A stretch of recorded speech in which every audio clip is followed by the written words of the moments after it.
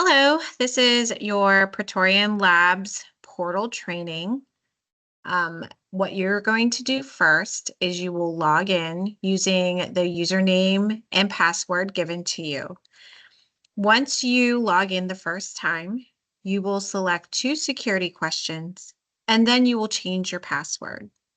After you change your password, it will ask you to log in using your username and your new password. Once you enter all of that in, it will take you to the dashboard. The dashboard has information kind of letting you know what's going on in the system. You'll know that it's your portal because you'll see the name of your facility at the top. The notification area on the dashboard represents information going on in here regarding results being available and anything referring to a test. The bulletin board area refers to any information that the lab needs to get to you. For example, if there's a blizzard and there's a delay in shipping, we will post something to the bulletin board. Also, if there are any days that we are not in operation, we will also post that to the bulletin board. The area that has the colorful boxes at the bottom lets you know what's going on in the system as far as where your tests are in the different statuses. On the left-hand side, you will see a menu of options that will help you navigate through the portal. The first option I'm going to show you is the View All Orders tab. I'm going to click on that, and it'll take you to a table with all of the information going on in the system. You will see the ability to see a reference ID, a session number, last name, first name, date of birth, status, panel name, etc. You are able to filter each column by what you're looking for. If you're looking for a specific last name, you would go ahead and type that last name into the top and hit the search. That record will populate and you'll be able to take a look at it. Different statuses in the system are specimen collected. So that's if you are using the electronic requisition and you put in a requisition through the portal, it'll show it as a specimen collected. And that status will stay the same until we receive it at the lab, check it in, and it'll change to processing. After processing and the result is generated, you will see it change to results available. When there is a result available, you're going to scroll over to the result file column. As you can see here, there are PDFs, the ability at the top. The notification area on the dashboard represents information going on in here regarding results being available and anything referring to a test. The bulletin board area refers to any information that the lab needs to get to you. For example, if there's a blizzard and there's a delay in shipping, we will post something to the bulletin board. Also, if there are any days that we are not in operation, we will also post that to the bulletin board. The area that has the colorful boxes at the bottom lets you know what's going on in the system as far as where your tests are in the different statuses. On the left-hand side, you will see a menu of options that will help you navigate through the portal. The first option I'm going to show you is the View All Orders tab. I'm going to click on that, and it'll take you to a table with all of the information going on in the system. You will see the ability to see a reference ID, a session number, last name, first name, date of birth, status, panel name, etc. You are able to filter each column by what you're looking for. If you're looking for a specific last name, you would go ahead and type that last name into the top and hit the search. That record will populate and you'll be able to take a look at it. Different statuses in the system are specimen collected. So that's if you are using the electronic requisition and you put in a requisition through the portal, it'll show it as a specimen collected, and that status will stay the same until we receive it at the lab, check it in, and it'll change to processing. After processing and the result is generated, you will see it change to results available. When there is a result available, you're going to scroll over to the result file column. As you can see here, there are PDFs. The PDF is clickable. Click on it and it'll pull up the report that you're looking for. All of the information pertinent to the patient, facility specimen info is on the report, as well as the result summary and the not detected summary. Any questions on the report, you can go ahead and ask your sales representative or account manager. Next, oh boy, let me get back to it.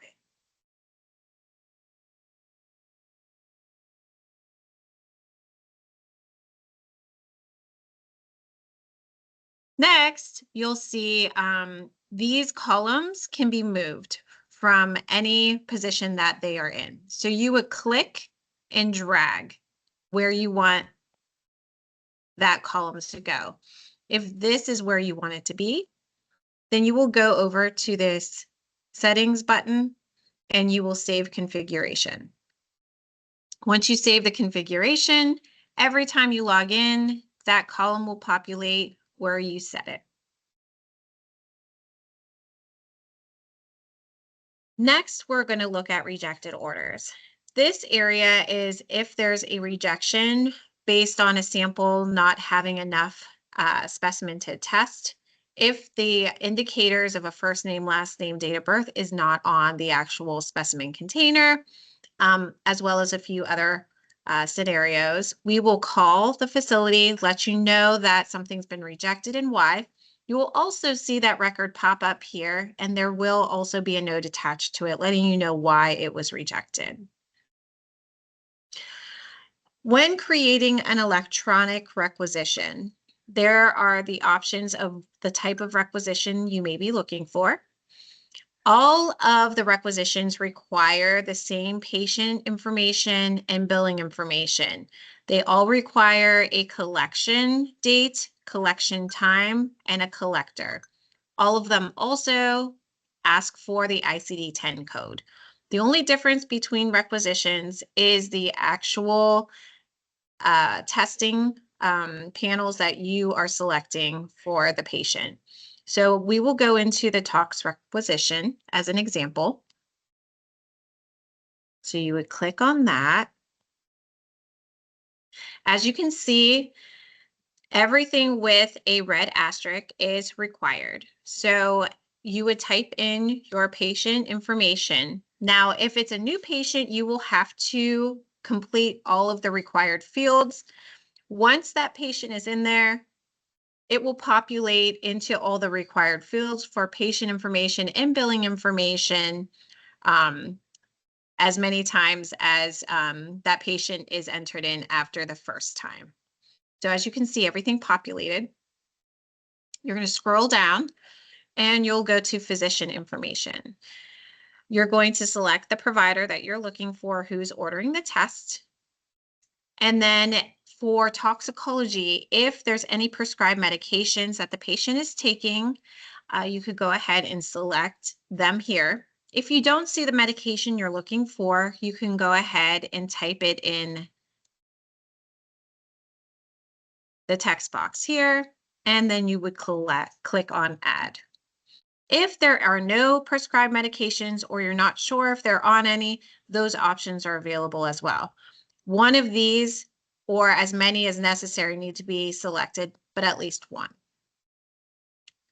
Over here under the purple box, your data collection needs to be entered in. A little calendar will populate and you would select the data collection. Time of collection is auto-stamped for you. Collector name, you would select NA or the actual collector that is collecting the test sample. Next is your ICD-10 code area. The most popular ones are in a selected box for you. If you don't see the ICD-10 code you're looking for, there is a text box. You can go ahead and type in the code you're looking for, and then you would click on Add, and it will enter it in for you. Scrolling down are your test selection options. Under the blue bar, you'll see these are the panels that we have available. This is the screening panel that we have, and the confirmation panel is in the green bars below. All of these options are selectable on its own. However, if you'd like to select an actual panel, you can go ahead and select full screen, and you can see all of the targets are selected. If you want comprehensive, which is our most robust panel, you'll see that the majority of options are selected. The only thing that isn't selected is your ETG/ETS, that's your alcohol. And if that's something that you'd like to add to the panel, you can do it down under here, or you can do it up here. The standard confirmatory panel is another option for a confirmatory panel. It is a smaller panel. So if that's something that you're looking to do, you can go ahead and select that and see that there are less options, but those are the options that are selected for the standard. For this exercise, I will just select the confirmatory, comprehensive confirmatory. Down here is your physician and patient signature. If your provider has a signature on file, it will appear up above the signature on paper requisition. If your provider does not have a signature on file, they will have to sign in this box. If there is a paper requisition and it's on there, we would just select this. For patient signature information, if the patient has a signature on paperwork that you have in place that you can send labs wherever you deem necessary, you would just have to select the patient signature not provided option. If you come to this point and you have to get called out to do something and the requisition isn't complete, but you don't want to lose any of the information that you entered in, you have the ability to save it for later. If you hit the save for later, it will go into a save for later box for you to go to later on and complete the information that is missing. Then you'll be able to save and go ahead and send out the test specimen. Since we have all of the information here, we're going to go ahead and click continue. The next page is a review page just for you to see what you've selected and to make sure that all of the information is there that you need to enter into the system. If you agree with what's here, you can go ahead and click save. It takes a couple of seconds for the requisition to be completed. Once the requisition is completed, a copy of this requisition is automatically sent to the lab, so we see it automatically. If you have a Dymo printer label installed, you can go ahead and print your label from this page. You would select the print label, the purple button. You would hit it or click it one time, and your label will appear in the label printer. It will have a barcode, patient first name, last name, date of birth, date of collection, and the provider name. From this page, you do have the ability to go and create another tox requisition if you needed to, an infectious disease. You can create any requisition you're looking to do from this page. If that's the only test that you needed to put in at the time, you can go ahead and select any of the other options to the left-hand side if you're looking to do something else in the system. The View All Orders tab, you'll see the example that I put in. It has a status of specimen collected. So you'll see that everything that I entered in here is here. This status will change to processing once we receive it at the lab. The Save Requisitions is where all of your requisitions that are incomplete will go, and you'll have the ability to complete them from this option. The patient option is where you can go back in and look at different patients. You can find historical information about the patient. you would just click on view, and anything associated with that patient will populate, including the orders under the requisition table associated with that patient. You can also go ahead and update any information pertaining to that patient.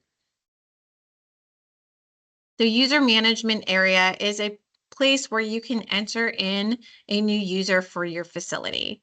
You can also edit, delete, or reset their passwords.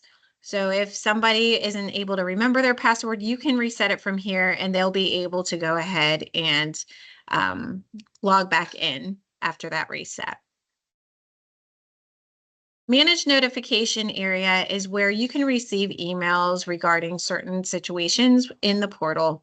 For example, for result files, if you want to know when there's a new result, you would go ahead, click on your name so that you get that notification when there are new results in the system. If you don't want 20 emails a day, you can always deselect yourself and you don't get all of those result files. If you go into the portal periodically, the dashboard will let you know when there are new results in.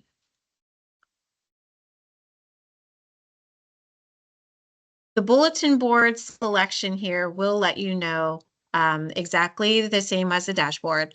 It's just an area where it's all the notifications that we have will be in this area for you to look at. There are historical notifications in here. All of the newest notifications will appear at the very top.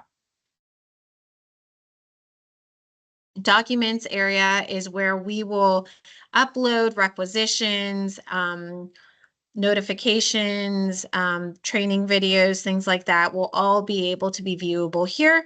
So if you are unsure on how to do a requisition, a toxicology requisition, you can come here as a reference. If you need to print out a podiatry requisition because you don't want to use the electronic form, you have the ability to do that here. Anything that is in reference to the lab and training and documents will be in the documents area. The held issue table is where anything that's on hold will appear here. You will also receive a call from the lab asking for certain information as to why your specimen is on hold. Some of the reasons why things are on hold is if it's a requisition is missing information, if there's a date of birth that is different on the requisition than it is on the specimen container. Things like that will put this specimen on hold. And once we retrieve the information we're looking for, it will come off hold and the results will be available. This completes the training for the portal for Praetorian Labs. If you have any questions, please refer back to your booklet or your slideshow, which has the information for your account manager and your sales representative. Thank you so much and have a great day. That was awesome.